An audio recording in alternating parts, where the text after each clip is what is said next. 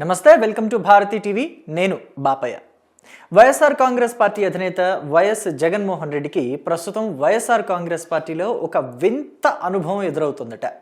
అదేంటి అంటే, సరే 2029 ఎన్నికల్లో పోటీ చేసే మాట అటుంచితే అసలు కొన్ని నియోజకవర్గాల్లో పర్యటించడానికి అభ్యర్థులు కూడా ఇష్టపడటం లేదట.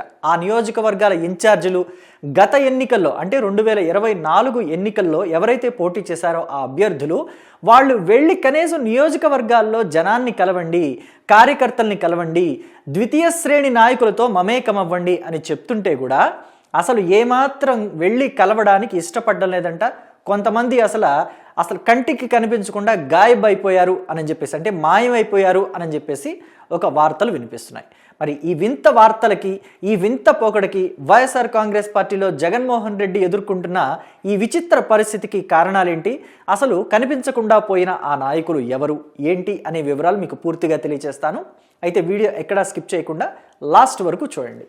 సో ఇక్కడ మనం చూసుకుంటే నారా చంద్రబాబు నాయుడు కుప్పం నియోజకవర్గంలో 1989 నుంచి కూడా పోటీ చేస్తూ వస్తున్నారు. 1989 దగ్గర నుంచి ఆయన గెలుపు అనేది అప్రతిహతంగా ఇప్పటి వరకు కూడా 2024 ఎన్నికల వరకు కూడా అప్రతిహతంగా కొనసాగుతూ వస్తోంది. సో అయితే కుప్పం నియోజకవర్గంలో 2024 వరకు ఎవరిని పోటీలో పెట్టారు ఏంటి అనే విషయాలు పక్కన పెడితే ప్రస్తుతానికి వద్దాం.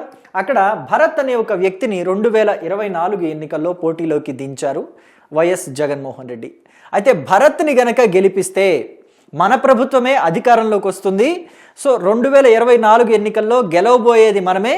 వై నాట్ 175 అనే నినాదంతో మనం ముందుకు వెళుతున్నాము. ఖచ్చితంగా కుప్పం కూడా గెలిచి తీరుతాం, మంగళగిరి కూడా గెలిచి తీరుతాం, పిఠాపురం కూడా కొట్టేది మనమే అని చెప్పేసి గట్టిగా నొక్కి వక్కాణించిన జగన్మోహన్ రెడ్డి భరత్ని మీరు గెలిపించండి, ఆశీర్వదించండి, భరత్ని నా క్యాబినెట్లో కూర్చోబెట్టుకుంటాను అని చెప్పేసి జగన్మోహన్ రెడ్డి కుప్పం ప్రజలకి హామీ ఇచ్చారు.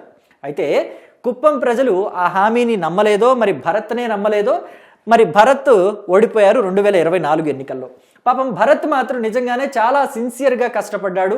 కుప్పం నియోజకవర్గంలో గడప గడపకి తిరిగి తాను అభివృద్ధి చేస్తాను, కుప్పాన్ని నెక్స్ట్ లెవెల్కి తీసుకెళ్తాను, జగన్మోహన్ రెడ్డి సర్కారు వస్తే అని చెప్పేసి ప్రామిస్ చేసి మరి ప్రచారం చేశారు, ఎన్నికల ప్రచారం. కానీ ఆ ప్రచారం అంతా కూడా వృధా అయిపోయింది. కుప్పంలో 2024లో కూడా నారా చంద్రబాబు నాయుడే విజయ ఢంకాని మ్రోగించారు. సో అయితే ప్రస్తుత పరిస్థితి ఏంటంటే, కుప్పంలో అప్పట్లో ఇంతలా తిరిగిన భరత్ అసలు నియోజకవర్గంలో ప్రజలకి ఎక్కడా కూడా అందుబాటులో ఉండటం లేదట. వైఎస్ఆర్ కాంగ్రెస్ పార్టీ కార్యకర్తలకి కానీ ద్వితీయ శ్రేణి నాయకులకి కానీ ఎక్కడ టచ్లో ఉండటం లేదట.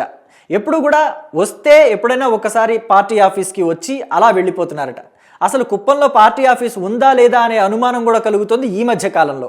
సో మరి పరిస్థితులన్నీ ఇంత దారుణంగా దిగజారిపోవటం, కుప్పంలో వైఎస్ఆర్ కాంగ్రెస్ పార్టీ మరీ డౌన్ అయిపోవటం, అటు చూస్తేనేమో అధికారంలో పార్టీ ఉంది తెలుగుదేశం పార్టీ, కూటమి సర్కారులో తెలుగుదేశం పార్టీ ఉంది, చూడబోతే పులివెందులలోనేమో జడ్పీటీసీ ఎన్నికలో తెలుగుదేశం పార్టీ అభ్యర్థి విజయం సాధించారు. ఇటు చూస్తే కుప్పంలో అసలు వైఎస్ఆర్ కాంగ్రెస్ పార్టీ అభ్యర్థే అడ్రస్ లేకుండా తిరుగుతున్నాడు. ఏంటి పరిస్థితి, విచిత్రమైన పరిస్థితి అని జగన్మోహన్ రెడ్డి తలపట్టుకుంటున్నారట. మరొక నాయకుడు చూస్తే ఆమె మురుగుడు లావణ్య. ఈవిడ మంగళగిరి నియోజకవర్గంలో 2024లో పోటీ చేశారు నారా లోకేష్ మీద. మురుగుడు లావణ్యని నారా లోకేష్ మీద దించుతున్నాను, లావణ్యని ఆశీర్వదించండి, గెలిపించండి అని చెప్పేసి జగన్మోహన్ రెడ్డి కూడా వచ్చి మంగళగిరిలో ప్రచారం చేశారు. నారా లోకేష్ని ఓడించడానికి అన్ని శక్తుల్ని కూడగట్టారు జగన్మోహన్ రెడ్డి. అంటే ఇక్కడ గంజి చిరంజీవి, ఈయన తెలుగుదేశం పార్టీ తరఫున 2019లో కూడా పోటీ చేసి ఓడిపోయారు. 2024లో పోటీ చేసి ఓడిపోయారు. 2019లో నారా లోకేష్ పోటీ చేసి ఆళ్ల రామకృష్ణారెడ్డి చేతిలో ఓడిపోయారు. ఆ విషయం అందరికీ తెలిసిందే. అయితే 2014లో ఆళ్ల రామకృష్ణారెడ్డి చేతిలో ఈయన గంజి చిరంజీవి ఓడిపోయారు. ఓడిపోయిన తర్వాత ఆయన 2024 ఎన్నికల సమయానికి వచ్చేసరికి వైఎస్ఆర్ కాంగ్రెస్ పార్టీలో చేరారు. వైఎస్ఆర్ కాంగ్రెస్ పార్టీలో చేరితే జగన్మోహన్ రెడ్డి ఆయనని మంగళగిరి నియోజకవర్గ ఇన్ఛార్జిగా నియమించారు. ఇన్ఛార్జిగా నియమించడం అంటే ఇక ఎమ్మెల్యే అభ్యర్థి ఈయనే అని చెప్పకుండానే చెప్పడం. ఆ తర్వాత కొన్నాళ్ళకి లావణ్యని తెర మీదకి తీసుకొచ్చారు. మురుగుడు లావణ్య అంటే ఎవరో కాదు, మురుగుడు హనుమంతరావుకి స్వయాన కోడలు. అలాగే కాండ్రు కమల, ఈవిడ కూడా ఎక్స్ఎమ్మెల్యే.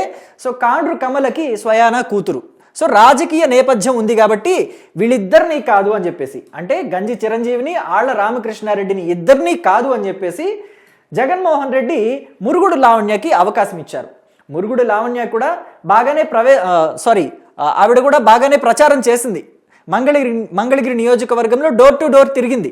అయినప్పటికీ కూడా ఫలితం లేకపోయింది. ఈ మధ్యలోనే ఆళ్ల రామకృష్ణారెడ్డి ఏం చేశారంటే, నాకు ఎమ్మెల్యే టికెట్ ఇవ్వరా, మురుగుడు లావణ్యకి ఇస్తారా, నాకన్నా ఎంత జూనియర్ అమ్మాయి, సో జూనియర్కి తీసుకుపోయి టికెట్ ఇచ్చారు, నేనెందుకు ఈ పార్టీలో ఉండటం అని చెప్పేసి అలిగి పార్టీలో నుంచి బయటకు వెళ్ళిపోయారు. బయటకు వెళ్ళిపోయిన తర్వాత కాంగ్రెస్లో చేరితే మళ్ళీ ఏ రాజకీయం చేశారో ఏ బుజ్జగింపులు చేశారో తెలియదు, కానీ ఆళ్ల రామకృష్ణారెడ్డి సోదరుడు అయోధ్య రామిరెడ్డి చేత రాయబారం పంపించారో ఏమో, మొత్తానికి మళ్ళీ వైఎస్ఆర్ కాంగ్రెస్ పార్టీలోకి వచ్చి చేరారు. చేరడంతో అక్కడ ఎక్కడైతే షర్మిల దగ్గర తీర్థం పుచ్చుకున్నారో కాంగ్రెస్ తీర్థం, షర్మిల ఒంటెద్దు పోకడా, షర్మిలదంతా కూడా అహంకారపూరిత ధోరణి అని చెప్పేసి ఆవిడ మీద ఒక నిందేసి వచ్చారు ఆళ్ల రామకృష్ణారెడ్డి. మొత్తం మీద వైఎస్ఆర్ కాంగ్రెస్ పార్టీ మంగళగిరి నియోజకవర్గంలో కూడా ఓడిపోయింది. ఓడిపోయిన తర్వాత నుంచి కూడా లావణ్య ఏమైనా యాక్టివ్గానే ఉంటున్నారా? సరే, ఎన్నికలన్న తర్వాత గెలుపు ఓటములు సహజం, కానీ రాజకీయాలలో ఎప్పుడైనా సరే ఒక అభ్యర్థి ఓడిపోయినా గెలిచినా ప్రజలకి, అటు కార్యకర్తలకి, ద్వితీయ శ్రేణి నాయకులందరికీ కూడా టచ్లో ఉండాలి, అందుబాటులో ఉండాలి, ప్రజలకి ముఖ్యంగా అందుబాటులో ఉండాలి. ప్రభుత్వం ఏదైనా ప్రజా వ్యతిరేక నిర్ణయం తీసుకుంటే దాని మీద పోరాటం చేసేలాగా, ప్రజల తరఫు నుంచి గళం వినిపించేలాగా అందుబాటులో ఉండాలి. కానీ లావణ్య అసలు అడ్రస్సే లేరట. కనీసం భరత్ అయినా అప్పుడప్పుడు పార్టీ ఆఫీస్కి వచ్చి వెళ్తున్నాడు, కానీ ఇక్కడ లావణ్య మాత్రం అసలు అడ్రస్సే లేదట. మంగళగిరిలో ఉందా లేదా కూడా ఆవిడ తెలియదు. సో ఇక్కడ మరి మంగళగిరిలో భవిష్యత్తులో నారా లోకేష్ మీద పోటీ చేసేదెవరు, పరువు నిలిపేదెవరు, కనీసం పోటీ చేయడానికి అభ్యర్థి అయినా దొరుకుతాడా అనేటువంటి అనుమానం వచ్చింది ఇప్పుడు జగన్మోహన్ రెడ్డికి. అందుకనే ఆయన చాలా ఇబ్బంది పడుతున్నారట, ఎవరు అభ్యర్థి ఎవరు అని చెప్పేసి. ఇక అత్యంత మింగుడు పడని అంశం, జగన్మోహన్ రెడ్డికి పంటి కింద రాయి లాంటి అంశం ఏంటంటే, the stylist politician in AP cabinet Pawan Kalyan గారు. సో పవన్ కళ్యాణ్ విషయానికి వస్తే, పవన్ కళ్యాణ్ ఏంటి అంటే గతంలో 2 చోట్ల పోటీ చేసి ఓడిపోయారు. ఇప్పుడు 2019లో. సో మరి 2 చోట్ల పోటీ చేసి ఓడిపోయిన వ్యక్తిని నేను మళ్ళీ ఓడిస్తాను, పవన్ కళ్యాణ్ గెలవడు, పవన్ కళ్యాణ్ని గెలవనివ్వను అని చెప్పేసి భీషణ ప్రతిజ్ఞ చేసి పవన్ కళ్యాణ్ మీదకి కాకినాడ ఎంపీగా పోటీ చేసి 2019లో గెలిచిన వంగా గీతని తీసుకొచ్చి పవన్ కళ్యాణ్ పైన పిఠాపురంలో పోటీ చేయించారు. పిఠాపురంలో వంగా గీతని బరిలోకి దించినప్పుడు అంతా కూడా వంగా గీత లాంటి సీనియర్ పొలిటీషియన్ని పవన్ కళ్యాణ్ ఎదుర్కోబోతున్నాడు, సో ఇది నిజంగా రసవత్తరమైన పోరే అని చెప్పేసి అనుకున్నారు. నిజంగానే వంగా గీత కూడా డోర్ టు డోర్ క్యాంపెయిన్ చేశారు. డోర్ టు డోర్ క్యాంపెయిన్ చేసి పవన్ కళ్యాణ్ మీద గట్టి పోటీ ఇచ్చారు. కానీ అనుకోకుండా చాలా భారీ మెజారిటీతో పవన్ కళ్యాణ్ గెలుపొందారు. అయితే గెలుపొందిన దగ్గర నుంచి కూడా ఎక్కడ పవన్ కళ్యాణ్ పిఠాపురాన్ని లైట్ తీసుకోవటం లేదు. పిఠాపురాన్ని తన సొంత నియోజకవర్గంలో చేసుకోవడానికి ట్రై చేస్తున్నారు. ఎందుకంటే ఇక నియోజకవర్గం ప్రతిసారి మారుతూ పోతే గనక క్రెడిబిలిటీ ఉండదు, నాయకుడికి ఆ స్థిరత్వం ఉండదు. రాజకీయ స్థిరత్వం అనేది కంపల్సరీగా ఒక నాయకుడికి, పార్టీ అధ్యక్షుడికి ముఖ్యంగా అది చాలా ముఖ్యం. సో అందుకని పవన్ కళ్యాణ్ పిఠాపురాన్ని తన సొంత నియోజకవర్గంలాగా చేసేసుకోవాలని చెప్పేసి ఫిక్స్ అయ్యారట. అందుకని పిఠాపురంలో అన్ని రకాల కార్యక్రమాలు, అభివృద్ధి కార్యక్రమాలు, సంక్షేమ కార్యక్రమాలు చేసేస్తున్నారు. పైగా కొన్ని కార్యక్రమాలు అయితే తన సొంత నిధులతో చేస్తున్నారు. సో ఇక పవన్ కళ్యాణ్ విషయంలో కూడా పిఠాపురం విషయంలో జగన్మోహన్ రెడ్డి ఆశలు వదులుకోవాల్సిన పరిస్థితి ఏర్పడింది.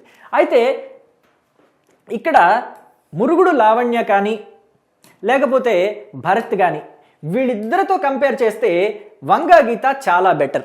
ఎందుకంటే ఆవిడ ఇప్పటికీ కూడా ఏదైనా విపత్తులు రానివ్వండి, లేకపోతే ఏదైనా ప్రమాదాలు జరగనివ్వండి, బాధితుల దగ్గరికి వెళ్ళి పరామర్శించటం, వైఎస్ఆర్ కాంగ్రెస్ పార్టీ కార్యకర్తలకి అందుబాటులో ఉండటం, నియోజకవర్గాల్లోని గ్రామాల్లో పర్యటించడం. మొన్న కూడా మనం చూసాం, మోంతా తుఫాన్ వస్తే ఆవిడ నియోజకవర్గం అంటే పిఠాపురం నియోజకవర్గం ఆ చుట్టుప్రక్కల గ్రామాల్లో ఏవైతే వరదలకి లేకపోతే తుఫానుకి ప్రభావితమయ్యాయో ఆ గ్రామాలన్నింటిలో కూడా పర్యటించి ఆ గ్రామాల్లో బాధితులకి పరామర్శించి వాళ్ళకి భరోసా కూడా కల్పించారు, పార్టీ మీకు అండగా ఉంటుంది అని చెప్పేసి. సో మొత్తం మీద కొంతవరకు వంగా గీత నయమనిపించారు, కానీ మిగతా ఇద్దరు మాత్రం అసలు ఎక్కడా కనిపించకుండా పోయారట. సో అయితే ఇప్పుడిప్పుడే కొద్దిగా అసలు వైఎస్ఆర్ కాంగ్రెస్ పార్టీలో కదలిక వస్తుంది అనుకుంటున్న టైంలో జగన్మోహన్ రెడ్డి స్వయంకృతాపరార్థంలాగా కొన్ని విషయాల్లో పార్టీని తీవ్రంగా డ్యామేజ్ చేస్తూ వెళ్తున్నారని చెప్పేసి పొలిటికల్ అనలిస్టులే చెప్తున్నారు. ఫర్ ఎగ్జాంపుల్ చూసుకుంటే పీపీపీ విధానం, దాంట్లో జగన్మోహన్ రెడ్డి మాట్లాడకుండా ఉండుంటే ఎంత బాగుండేదో అని చెప్పేసి చాలామంది రాజకీయ విశ్లేషకులు కూడా, అనుభవం ఉన్న రాజకీయవేత్తలు కూడా మాట్లాడుతున్నారు. ఇక మరో అంశం తాజాగా మనం చూస్తున్నది నియోజకవర్గాల్లో అభ్యర్థుల మార్పు. ఇది కూడా జగన్మోహన్ రెడ్డి కదిలించుకొని చేసుకుంటున్నారు. మొత్తం నియోజకవర్గాల్లో నాయకులందరినీ కూడా ఇటు అటు షఫుల్ చేయటం చేసేసి అసలు ఆ నాయకులకే పార్టీ మీద విరక్తి వచ్చేసి పార్టీలో నుంచి బయటకు వెళ్ళిపోయేలాగా చేసుకుంటున్నారు. పార్టీలో యాక్టివ్గా ఉండాల్సిన సీనియర్ పొలిటీషియన్స్, మాజీ మంత్రులు వీళ్ళంతా కూడా పార్టీలో ఇనాక్టివ్ అయిపోతున్నారు జగన్మోహన్ రెడ్డి దెబ్బకి అని చెప్పేసి చాలామంది భావిస్తున్నారు. సో మరి జగన్మోహన్ రెడ్డి తనని తాను సెట్ చేసుకుని నియోజకవర్గాల్లో నాయకుల్ని కూడా కదిలించకుండా, షఫలింగ్ చేయకుండా, నా బొమ్మ పెట్టుకోండి చాలు గెలిచిపోతారు, మీకెందుకు బాధ, మీకెందుకు భయం, మిమ్మల్ని చూసి కాదు ఓట్లేసేది అని ఇలాంటి మాటలు మాట్లాడకుండా తను సెటరైట్ అయ్యి నాయకులంతా సెటరైట్ చేస్తారా? వైఎస్ఆర్ కాంగ్రెస్ పార్టీని ఎటు తీసుకువెళ్ళబోతున్నారు జగన్మోహన్ రెడ్డి? సో ఇదంతా కూడా తెలియాలంటే కొన్నాళ్ల పాటు వేచి చూడాల్సిందే. ఏం జరుగుతుందో వేచి చూద్దాం. Thank you.